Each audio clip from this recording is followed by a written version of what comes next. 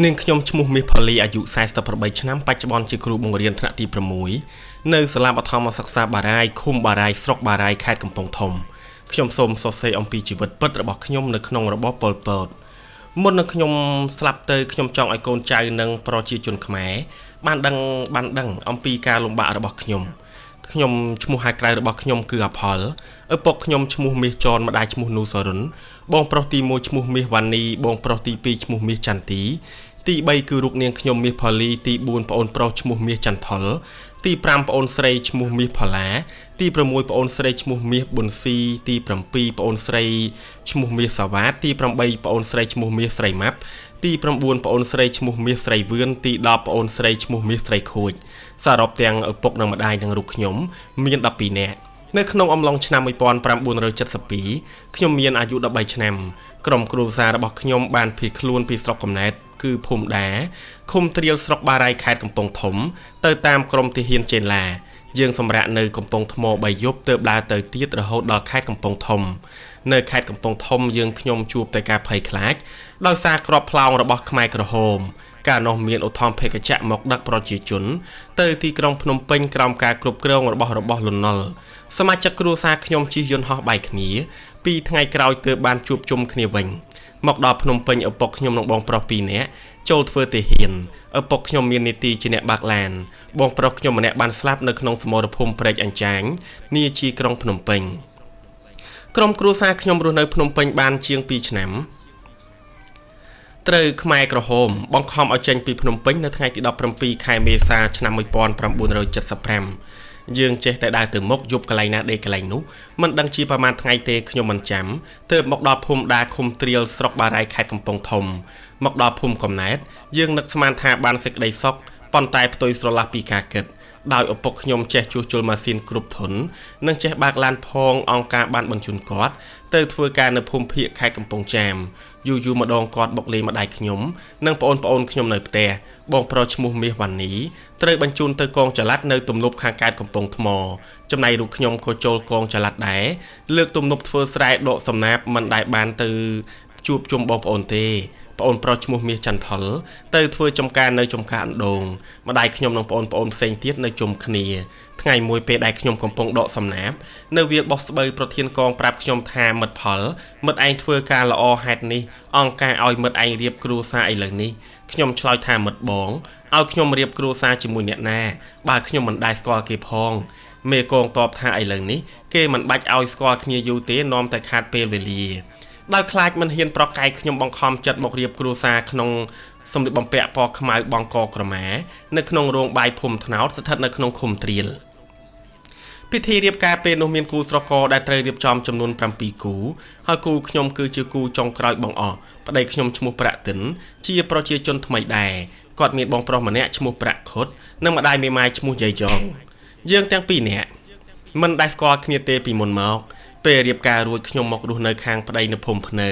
ចាប់ពីពេលនោះមកខ្ញុំបែកពីឪពុកម្ដាយបងប្អូនថ្ងៃមួយក្នុងឆ្នាំ1977ឪពុកខ្ញុំបានមកសួរសុខទុក្ខខ្ញុំនៅភូមិភ្នៅ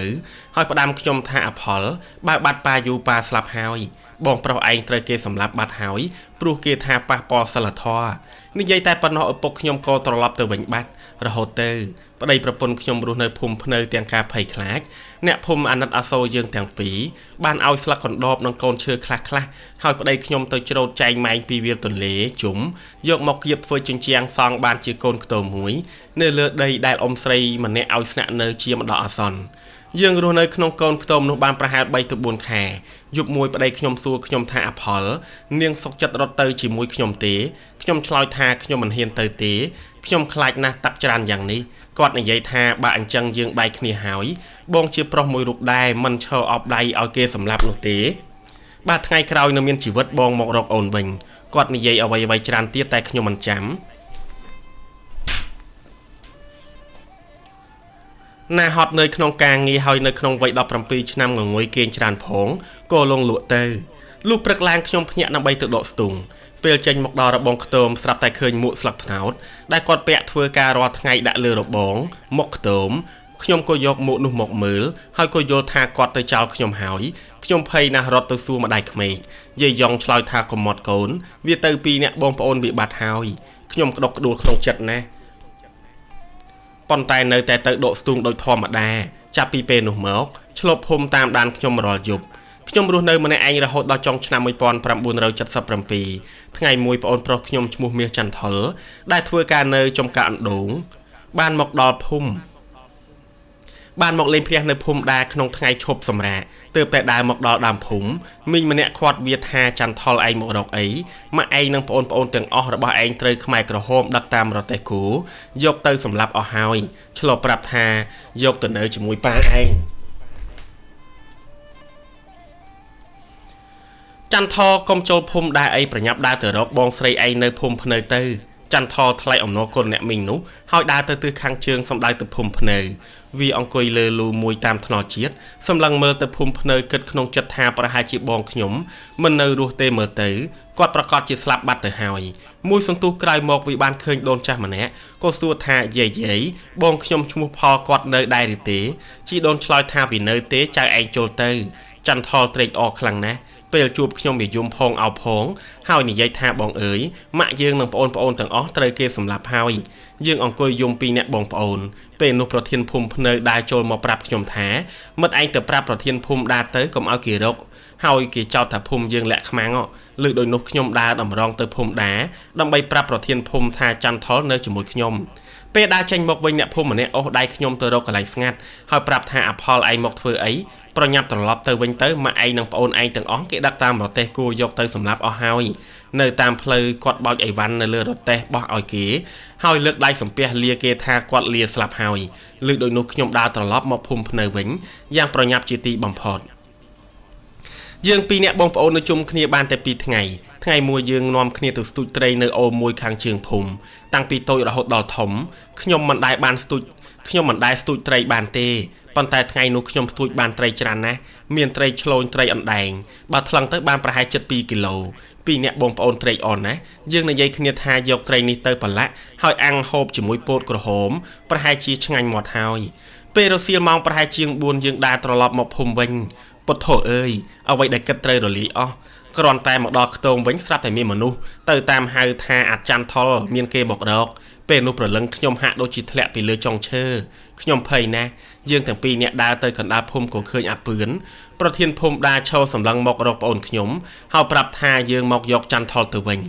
គ្រាន់តែឮប៉ុណ្ណេះប្អូនខ្ញុំយល់ច្បាស់ថាវាប្រកាសជាស្លាប់ហើយវាសម្លឹងមកខ្ញុំឲ្យពោលថាបងស្រី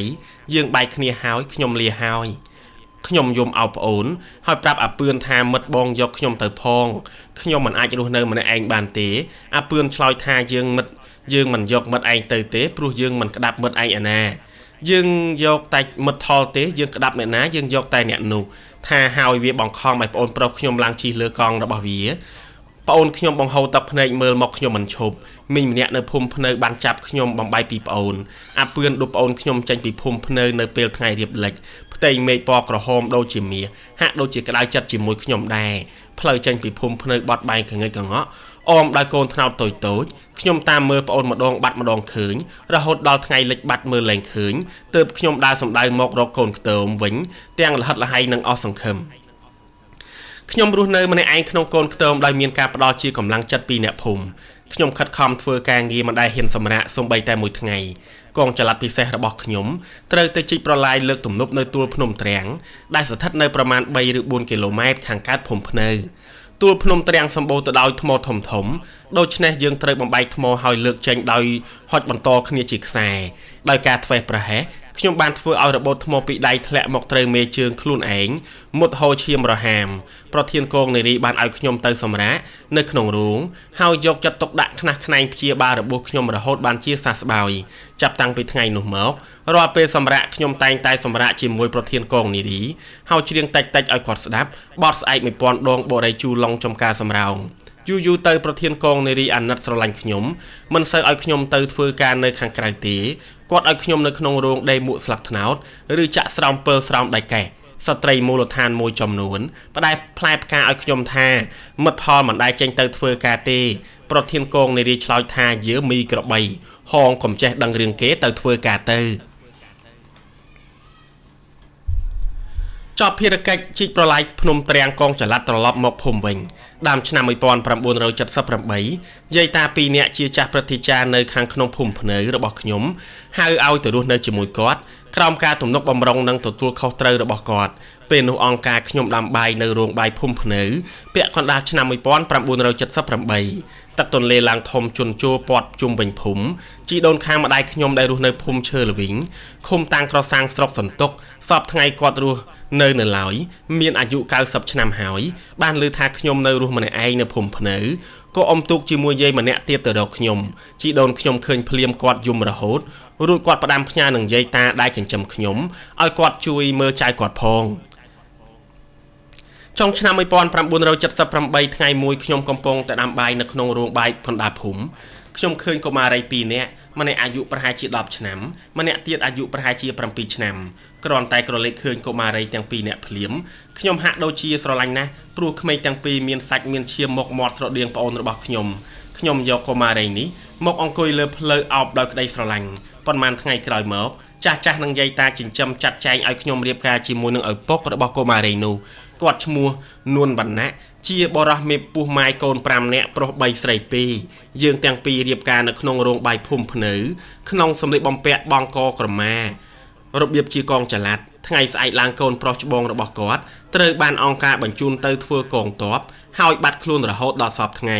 តាំងពីរៀបការរួចមកខ្ញុំហាក់ដូចជាបានធូរស្រាលខ្លះព្រោះកុមារីទាំងពីរនេះឧស្សាហ៍ទៅជញ្ជាត់បានកូនត្រីតូចយកមកលីងហូបជាមួយបាយដែលខ្ញុំយកទៅផ្ទះដាច់ឆ្នាំ1978ចូលដល់ខែមករាឆ្នាំ1979យប់មួយនោះខ្ញុំឮស្នូរខ្ទររង្គើដីយ៉ាងខ្លាំងនៅតាមផ្លូវជាតិលេខ6នោះគឺជាសន្ធឹករត់ពីដែកប្រជាជនខ្សាប់ខ្សៀវគ្នាថាដាច់ហើយដាច់របបប៉ុលពតហើយខ្ញុំហៅគ្នាមកជុំប្រមូលបាយដែលនៅសល់ទាំងប៉ុន្មានចាក់ចូលកន្ត្រកមួយរួចកិច្ចខ្លួនពួនក្បែរភូមិព្រឹកឡើងស្រាប់តែឃើញប្រជាជនផ្អើលទៅដណ្ដើមអង្គរអំបិលប្រហុកចានឆ្នាំងរបស់របរនៅក្នុងរោងបាយហើយសោយសប្បាយនិយាយគ្នាថាយើងទាំងអស់គ្នាផុតពីស្លាប់ហើយយើងរស់ហើយយើងទាំងអស់គ្នាចាប់ផ្ដើមកសាងជីវិតថ្មីខ្ញុំឈប់រស់នៅភូមិភ្នៅទៀតហើយយើងនាំគ្នាមករស់នៅភូមិកំញាតនៅក្នុងឃុំដដែលខ្ញុំដាក់ពាក្យសុំធ្វើជាគ្រូបង្រៀននៅឆ្នាំ1980ខ្ញុំសម្រាលបានកូនប្រុសម្នាក់ដាក់ឈ្មោះនួនមីរៈម្ដាយក្មេកខ្ញុំនិយាយយ៉ងស្រឡាញ់នឹងកូនខ្ញុំណាស្រឡាញ់ខ្ញុំនឹងកូនខ្ញុំណាគាត់បានជួយមើលវីរៈជាប់ជាប្រចាំពេលដែលវីរៈមានអាយុ11ខែក្រសួងអប់រំបានតម្រូវឲ្យខ្ញុំទៅរៀនវគ្គបណ្ដុះបណ្ដាលគរុកោសល្យរយៈពេល3ខែនៅវិទ្យាល័យកំពង់ធំថ្ងៃនោះខ្ញុំបីវីរៈដោយមានកូនស្រីរបស់ប្តីខ្ញុំជួយយួរកតាផង ទៅជម្រាបលាម្ដាយក្មេកថាម៉ែខ្ញុំលាទៅរៀនហើយសូមម៉ែនៅទីនេះចុះម៉ែឆ្លើយថាអើទៅចុះកូនសូមឲ្យបានសេចក្តីសុខបើកូនមានប្រាក់ខែកូនធ្វើបុណ្យទានផងប្រាថ្នាការជាតិណាកុំឲ្យព្រាត់ប្រាសគ្នាដូចជាតិនេះទៀតខ្ញុំដើរចេញទៅទាំងទឹកហូរខ្ញុំដើរចេញទៅទាំងហូរទឹកភ្នែកបណ្ដើ3ខែក្រោយមកខ្ញុំត្រឡប់មកភូមិកំញាតវិញអ្នកភូមិប្រាប់ខ្ញុំថាយាយយ៉ងវិលទៅស្រុកកំណើតរបស់គាត់វិញហើយខ្ញុំក៏បាត់ដំណឹងរបស់គាត់រហូតដល់សពថ្ងៃបច្ចុប្បន្ននេះខ្ញុំរស់នៅភូមិបារាយតូចឃុំបារាយស្រុកបារាយខេត្តកំពង់ធំមានកូនបង្កើត5នាក់ស្រីម្នាក់សូមឲ្យការសរសេរនេះចងចាំក្នុងបេះដូងកូនខ្មែររហូតមាសផលីបារាយតូចថ្ងៃទី1ខែកក្កដាឆ្នាំ2005